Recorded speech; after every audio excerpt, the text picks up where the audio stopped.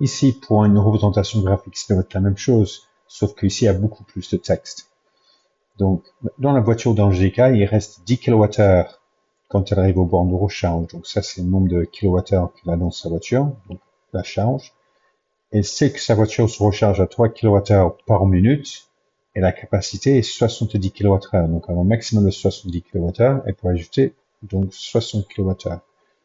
Identifier les variables indépendantes et dépendantes. En fait, il y a le temps. Temps, c'est la valeur si on compte le temps, on va voir le résultat. Donc, temps, c'est indépendante. Et après, charge, c'est dépendante. C'est la variable dépendante. Parce que la charge dépend du temps qu'on passe. C'est le temps qu'on peut choisir et ça donne la charge. Faites un tableau de valeur pour la charge des batteries sur le nombre de minutes depuis la recharge qui est T. Donc en fait, je vais avoir un joli petit tableau comme ça, avec T nombre de minutes et borne de recharge, et batterie, niveau de charge de la batterie.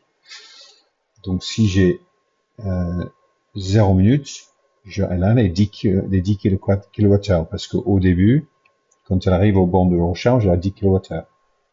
Si je passe une minute, après, donc au bout d'une minute, elle a rechargé 3 kWh, donc elle a 3 de plus de ça, est à 13. 2 minutes, encore 3, c'est 16. 3 minutes, encore 3, c'est 19. 4 minutes, encore 3, c'est 22, etc. Ça, c'est un tableau de valeur. Faites une représentation graphique de B par rapport à T. Donc maintenant, je vais faire un plan cartésien. Je vais le faire ici. Donc ici, enfin, un joli plan cartésien. Avec nombre de minutes, c'est T. Et charge de la batterie, c'est B. Et je vais mettre ici 0, 1, 2, 3, 4, 5, 6, 7, 9, 10, 11, c'est nombre de minutes. Et ici, je vais mettre peut-être en 5, donc 5, 10, 15, 20, 25, 30, 35, 40, 45, 50, 55, 60. Et là maintenant, je peux mettre les valeurs 0, on est à 10. Parce que quand on a passé 0 minutes, on est à 10 kWh. C'est en minutes.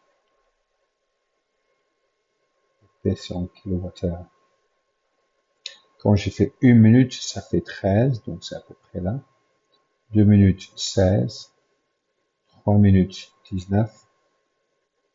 4 minutes, 22. Et je peux continuer à faire la même chose. 22, 25, 28, 31, 31, 34, 37, 40. Donc ça continue comme ça. Et je peux mettre une droite dessus. Donc, est-ce que ça a un sens si je dis j'ai rechargé 1 minute et demie? Ah oui, en fait, je peux charger 1 minute et demie parce que je peux arrêter, je sais pas, attendre juste la fin de minute. Avant, on ne pouvait pas, mais là, donc je peux relier avec une droite. Je peux même faire une droite qui va toujours ici, tant que ça suit comme ça. Et maintenant, je peux voir exactement ce qui se passe à n'importe quel moment. Donc, est-ce raisonnable? Donc, oui, c'est raisonnable. Est-ce que la relation entre B et T, est-ce affine? Donc, affine, ça veut dire que c'est une droite. Si c'est une droite, c'est affine. Si c'est une droite, ça passe par l'origine, c'est linéaire. Mais là, en fait, c'est pas vraiment linéaire. Sauf que en eBay, on accepte tout ce qui est une droite. C'est pour eux, c'est linéaire. Donc oui, c'est linéaire. Donc c'est affine. Affine en Suisse ou en France. Pour chaque augmentation de minute, quel est le changement B? Donc si j'ajoute 1 minute, c'est quoi l'augmentation? Ah ben c'est 3 kWh. Pour recharger la voiture, quelle partie est fixe et quelle partie est variable? Donc il y a une partie fixe, parce qu'en fait, les 10 kWh c'est fixe, après la partie variable, c'est tout ce que au-dessus de 10. Donc fixe, et les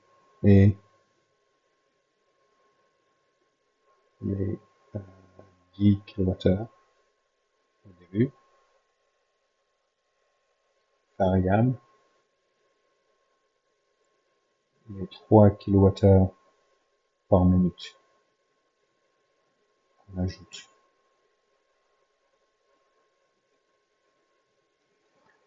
Trouver la charge de la voiture au bout de 10 minutes et demie. Bon, au bout de 10 minutes et demie, je peux regarder ici sur la représentation graphique, 10 minutes et demie c'est ici, et je peux regarder. Déjà c'était à 40 au bout de 10 minutes, 40, ouais c'était 40 au bout de 10 minutes, donc 1 minute et demie, demi-minute, ça fait 1 kWh et demi, donc c'est 10 minutes et demie,